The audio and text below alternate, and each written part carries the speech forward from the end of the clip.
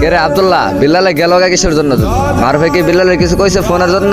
তো আমার অনেক অপমান করে কথা কইছি, লেগে বিল্লাল গেছে কিন্তু। আচ্ছা, মারুফ যে বিল্লালের এতগুলো কথা কইলো, মারুফে কি জানে না যে বিল্লাল ওর কত টাকা দিয়ে হেল্প করছে? আচ্ছা, মারুফ কোন দিকে গেছে কইতে পারো? ওই দিকে গেছে। আচ্ছা ঠিক আছে আব্দুল্লাহ, বহ তাহলে আমি যাই, তুই মারুফের লগে দেখা করে গিয়া। মারুফে কি বিল্লালের লগে কামরা ঠিক করলো? ওই যে ওর এতগুলো কথা কইলো, ওই যে মারুফ, ভাই মারুফ এদিকে আই হন। আচ্ছা, বিল্লালের লগে তোর কি হয়েছে রে? তোর কিছু কমু না বেটা, আমার ফোনটা দেখছিস কেমনে ভাঙছে?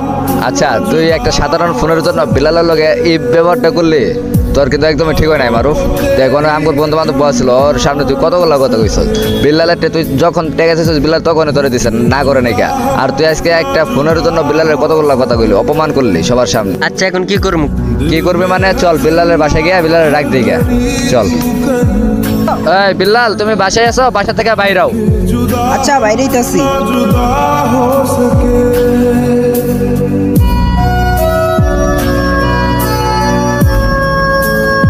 বিল্লাল এদিকে আও, কথা আছে।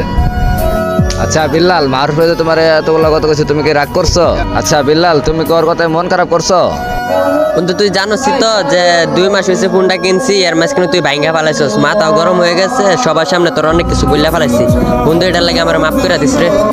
আরে মিয়া কি কও, হইছে আমার ছোটবেলার বন্ধু, ওর লগে আমি রাগ করবো? সত্যিকারের বন্ধু তো এরকমই হয়, যেতে কিছু হোক না কেন তারা কখনো আলাদা হবে না।